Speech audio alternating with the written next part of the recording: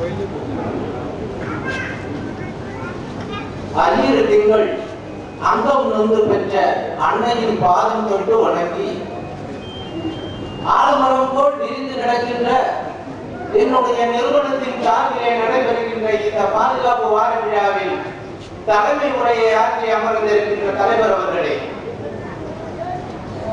பழைய முகம் எங்களுக்கு பழகிய முகம், புதிய அதிபர், எங்களுடைய புதிய அதிபராக பொறுப்பேற்று இங்கே அமர்ந்திருக்கின்ற எங்களுடைய மதிப்புக்கும் மரியாதைக்கும் உரிய அதிபர் அவர்களே, நிறுவனத்தை சார்ந்த உயர்ந்த அதிகாரி அவர்களே, பாதுகாப்பை பற்றி இங்கே பறைசாற்ற வந்திருக்கின்ற பாதுகாப்பின் மூத்த அதிகாரிகளே, பெரியோர்களே, அதிகாரி பெருமக்களே, தொழிற்சங்கத்தை சார்ந்த நிர்வாகிகளே, தாய்மார்களே, இனிய குழந்தைகளே, உங்களை அத்தனை பேரையும் வணங்கி பாதுகாப்பு வார விழா நடைபெற்றுக் கொண்டிருக்கின்ற இந்த நேரத்திலே இதற்கு முன்னர் ஒரு விழா நடந்தது. புத்தக கண்காட்சி.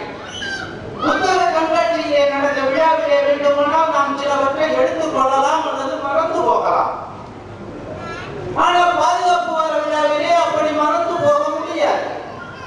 ஏனெனில் நம்முடைய தேசத்தை பாதுகாக்கின்ற ஒரு விழா, நம்முடைய தேசத்தை நாம் பாதுகாத்தால் நம்மை நாம் பாதுகாத்துக் கொள்கின்ற ஒரு நிகழ்வு.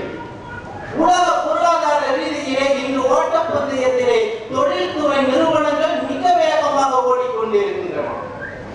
எங்கே நாம் திரும்பி பார்த்தால் நம்ம இன்னொரு நிறுவனம் முந்திவிடுமோ என்ற ஒரு வேகம் வல்லரசாகிக் கொண்டிருக்கின்ற நேரத்தில் இந்த தேசத்திலே மற்ற நாடுகள் எல்லாம் முன்னேறி கொண்டிருக்கின்ற ஒரு நேரம், தண்ணீரை விலை கொடுத்து வாங்கிய குவைத் நாடு முன்னேறிவிட்டது. தண்ணீரிலே மிதக்கின்ற வெனிஸ் நாடு முன்னேறிவிட்டது.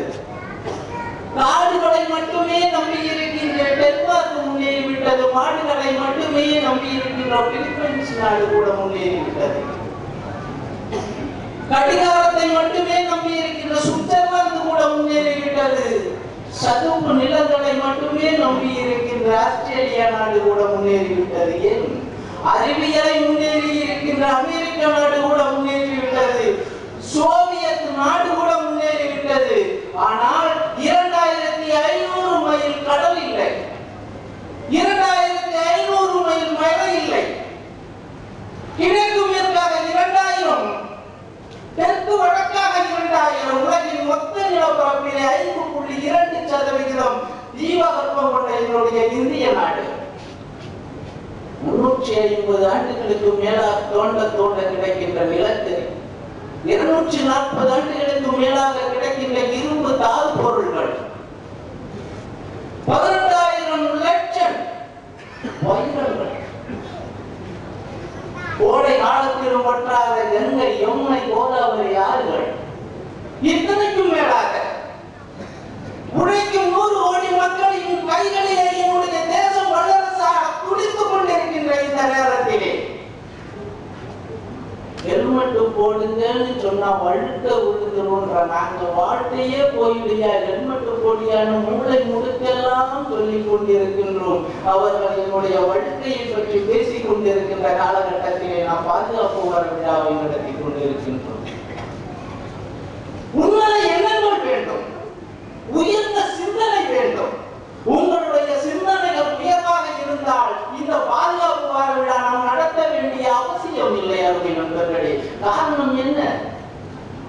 எத்தனையோ நம்முடைய விரிவாக்கங்கள், அதிகாரிகளின் உழைப்புகள், தொழிலாளிகளின் உழைப்புகள், ரத்தத்தை சிந்தி வியர்வையை சிந்தி நாம் கொடுக்கின்ற இந்த உழைப்பு இங்கே நடக்கின்ற இந்த விபத்துகளினால் பின்னோக்கி பின்னோக்கி பின்னோக்கி பின்னோக்கி போய் கொண்டிருக்கிறது என்கின்ற செய்திகளை படிக்கின்ற பொழுது உயர்ந்த நின்ற இந்த உள்ளங்கள் எல்லாம் தூணி குறுகி குறுகி குறுகி போகிறது. எப்படி விபத்துகள் எப்படி நடைபெறாமல் இருக்கும்?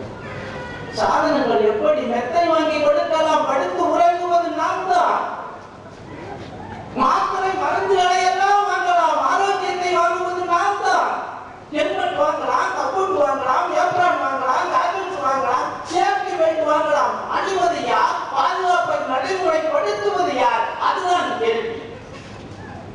எண்ணங்கள் அங்கே அங்கே மேலோக்கி இருக்க வேண்டும். வரலாற்று உண்மை. வரலாற்றிலே ஒரு செய்தியை சொல்லுகிறேன். சத்ரபதி சிவாஜி அத்துணை பேருக்கும் தெரியும்.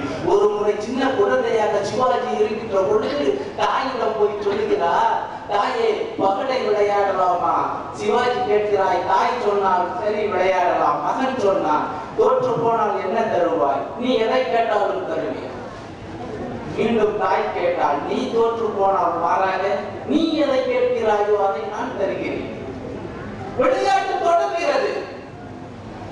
சிவாஜி தோற்று போகிறான். சிவாஜி மீண்டும் தாயிடம் கேட்கிறார், தாயை நான் தோற்று விட்டேன், உங்களுக்கு என்ன வேண்டும்? அருகிலே இருந்த ஒரு ஓட்டையை பார்த்து, ஜன்னலை பார்த்து தாய் சொன்னால் அதோ தெரிகிறது, அந்த கோட்டை எனக்கு வேண்டும். சிவாஜி சட்டனை கேட்டால், என்ன முடியுமா தாய்? தாய் சளைக்காமல் சொன்னால், முன்னால் முடியவில்லை என்றால் மகனே இந்த உலகில் வேறு யாரால் முடியும்? காலங்கள் உருண்டோடியது. அந்த கோட்டையிலே மன்னனாக வீற்றிருந்தானே சத்ரபதி சிவாஜி. காரணம் என்ன?